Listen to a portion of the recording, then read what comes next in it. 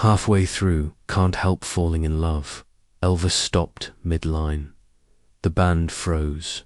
The spotlight caught a little girl in the front row, holding up a crumpled drawing with both hands. She couldn't have been more than 7. Her mother's arm was around her, and Elvis stepped down from the stage. If you believe a single act of kindness can echo for decades, stay with me, because this moment didn't just change her night. It changed everyone in that arena.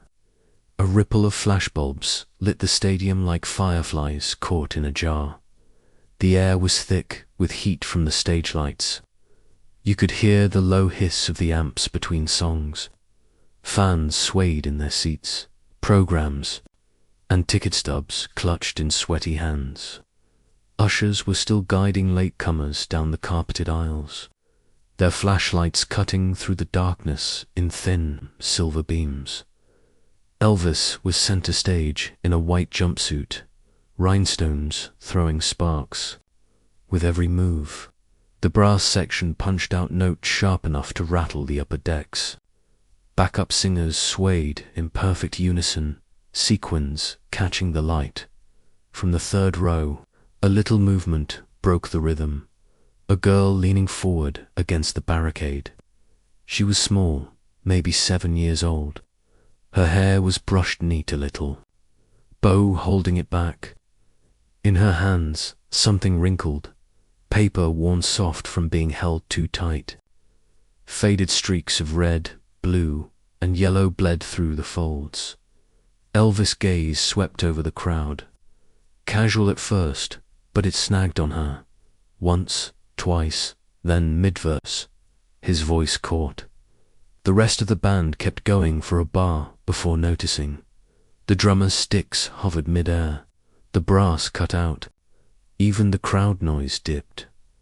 For a moment, you could hear the faint rustle of the audience shifting in their seats.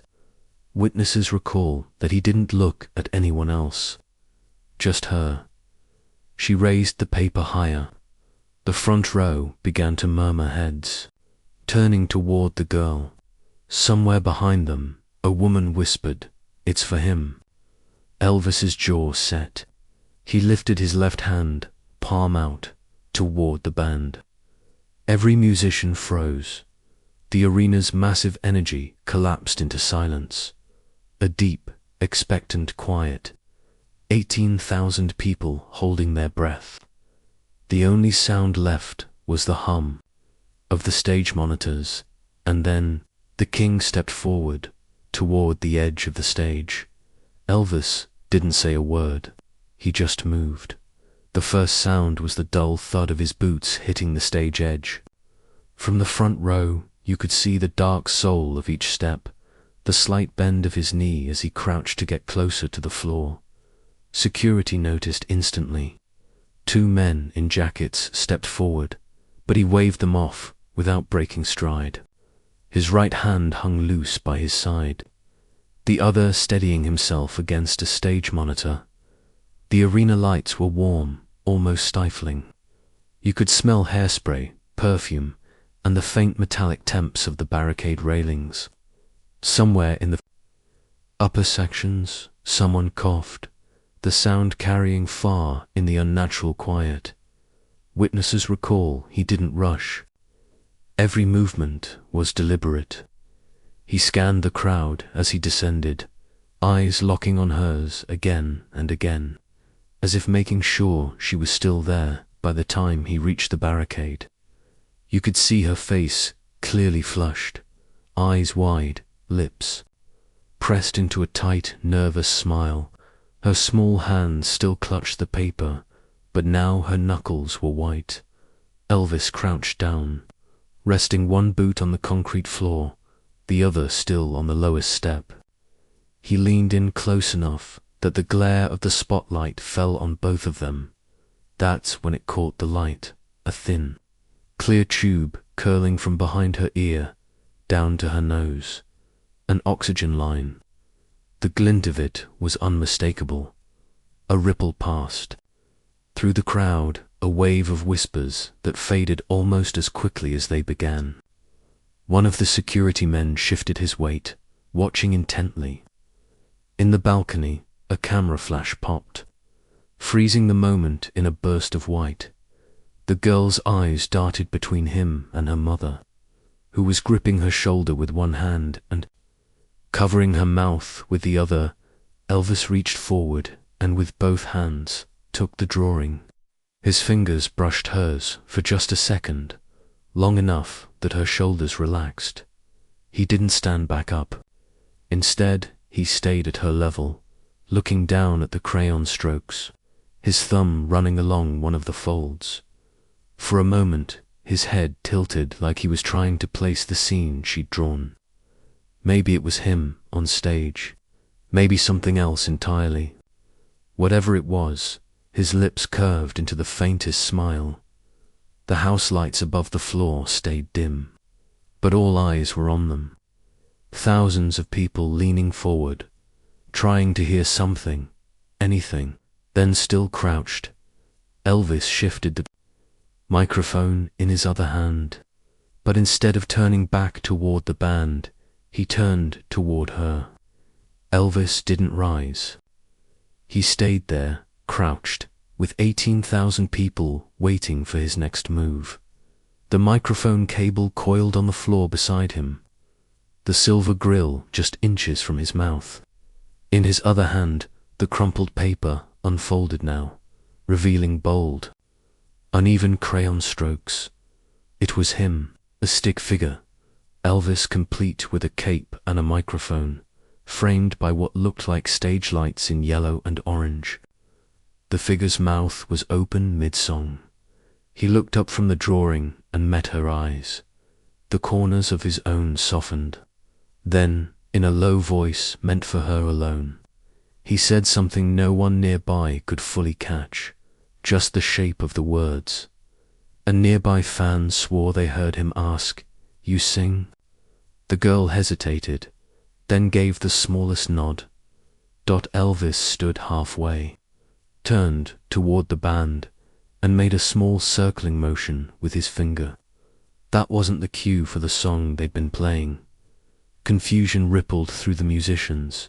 Then, the pianist's hands shifted, landing on a different chord.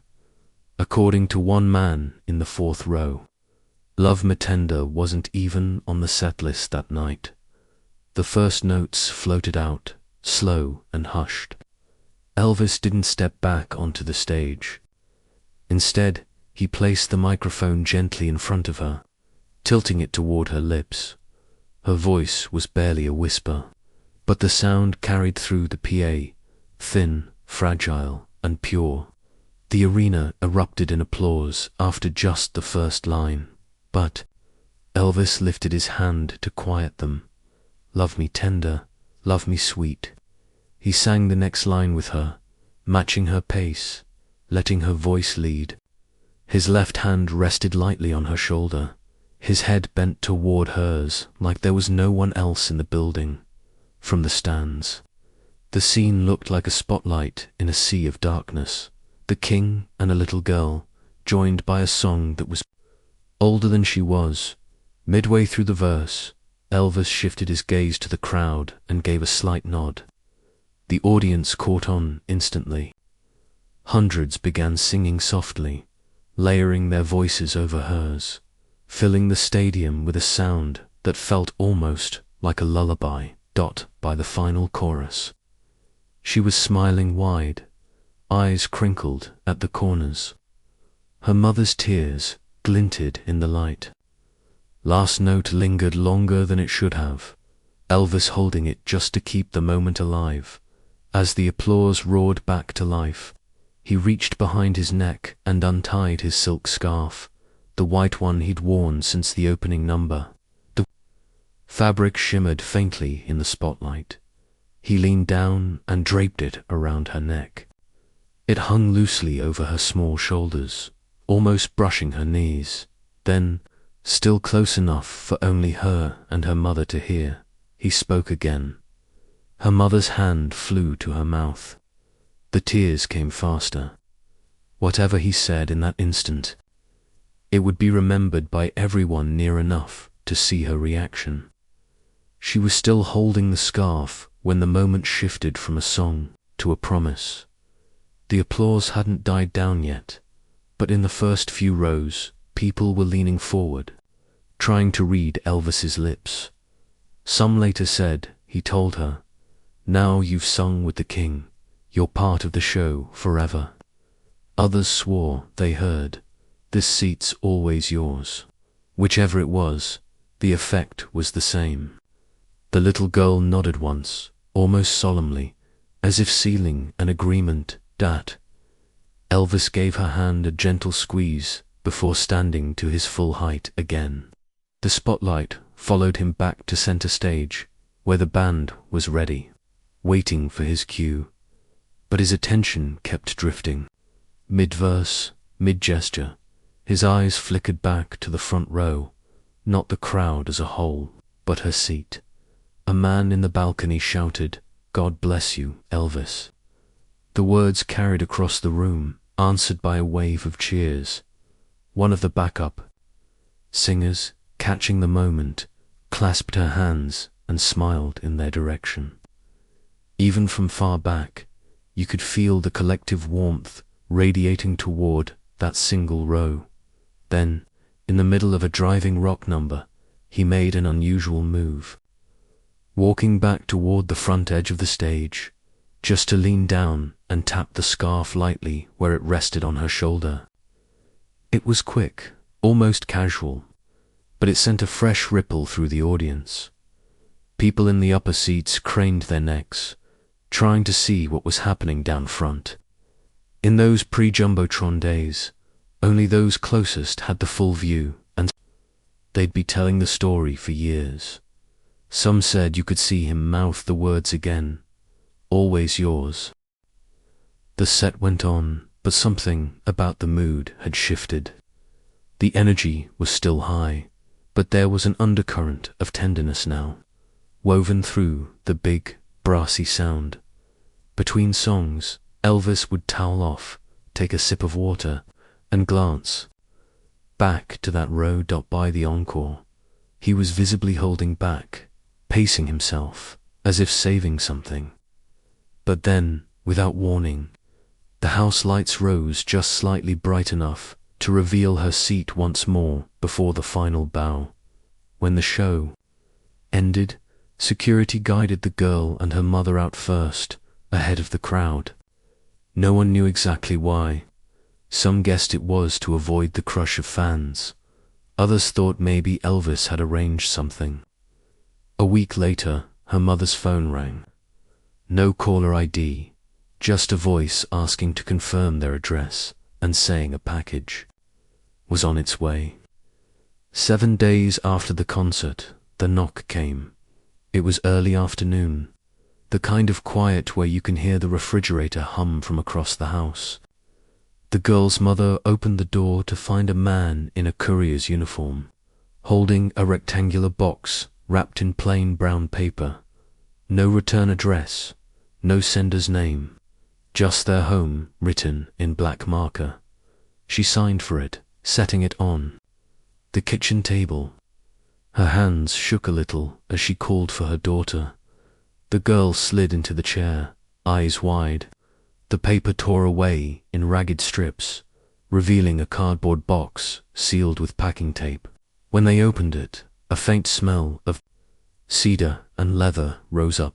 Inside, cradled in tissue paper, was a child-size acoustic guitar, pale maple wood, smooth and glossy. Across the front, in thick black marker, was one unmistakable signature, Elvis Presley. The girl's small hands hovered above it, almost afraid to touch. Beneath the guitar was a folded sheet of cream stationery. The heading at the top read Graceland in embossed gold letters. The handwriting was big, bold, unmistakably his. "You'll always have a seat in the front row, Elvis." Her mother sat down hard in the chair, one hand pressed to her chest.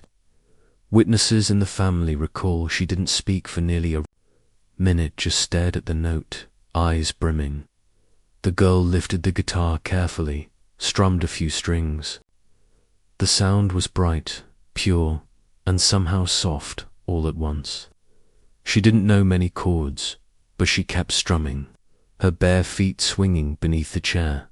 Around her neck, she still wore the white silk scarf from that night, now a little wrinkled, from being tied and untied over and over in front of the mirror. Word spread quickly through their neighborhood. Neighbors dropped by, some just to see the guitar, others to hear the story firsthand. A few brought cameras to take Polaroids with her. One older neighbor, a lifelong fan, sat in the corner and quietly cried. "I've seen him do a lot of things for people," she said, "but this is different."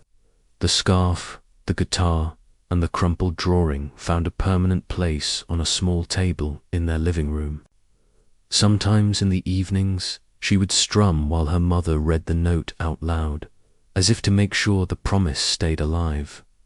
Mid-chapter emotional lift. The girl began practicing daily, her small fingers pressing down on the strings until they left faint red marks, open loop planted, but neither she nor her mother could know. The guitar would leave their home one day and come back in a way no one expected. Decades later, under the bright lights of a charity auction, the same guitar would reappear, framed beside a scarf and a crumpled drawing. Nearly 3 decades had passed before the guitar surfaced again. By then, the girl was a grown woman with children of her own. Life had carried her far from that summer night in the 70s. But the scarf, the drawing, and the guitar had always been together until financial hardship forced her to make a choice. She told almost no one when she agreed to let them go. A private collector purchased the set quietly, promising to keep them safe. Years passed. She assumed they were locked away in some vault, seen only by a handful of people. Then came the charity auction. It was a crisp evening in the early 2000s. The event hall buzzed with well-dressed donors, the soft clink of glasses and the muffled shuffle of waiters carrying trays. Banners read Children's Hospital Benefit in gold script near the center of the display area. On a pedestal under glass sat a frame large enough to fill half a wall. Inside, mounted on cream backing, was the crumpled drawing. Next to it hung the white silk scarf, now slightly yellowed at the edges. Beneath them, in a custom cradle, was the child-size guitar, Elvis's signature still bold across its front. A small brass plaque read, "On stage with Elvis Presley, 1976, a gift to a young fan who sang with him that night. Donated for the benefit of children's healthcare." People stopped mid-conversation to read it. The hum of the room dimmed in that corner. Some leaned in to see the drawing's faded crayon lines. Others lingered over the scarf, imagining the night it had been placed around her shoulders. A few asked the auction staff if they knew the girl's name. They didn't. When the bidding began, the set drew immediate attention.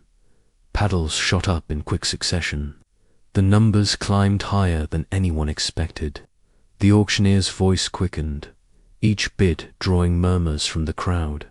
And then, just as suddenly as it began, the hammer fell, sold to an anonymous bidder. There was polite applause, but also a wave of curiosity. Who had bought it, and why had they paid so much without even being in the room? She didn't think much more about it until a month later, on an ordinary afternoon, she came home to find a package waiting on her porch. No sender listed. Inside, beneath layers of bubble wrap, were the guitar, the scarf, and the drawing, just as they had been in her living room decades earlier. At the very top was a short handwritten note, no signature, just 4 words. "Kindness belongs back. Home." She sat down right there on the porch, the scarf pooled in her lap, the note trembling in her hand. Her children came out and asked why she was crying. She told them, through tears, about the night she sang with Elvis, about the way he looked at her when he promised she'd always have a seat in the front row, and about how, somehow, all these years later, someone had made sure he kept that promise. Resolution. Beat. It wasn't about the guitar or even the scarf. It was about the fact that one act of kindness had traveled across decades, through strangers' hands, only to find its way back exactly where it began. One night, one song, and a single gesture can echo for a lifetime, and sometimes the echo comes home. If this story moved you, share it with someone who believes kindness can last a lifetime. What's one small gesture from a stranger you've never forgotten?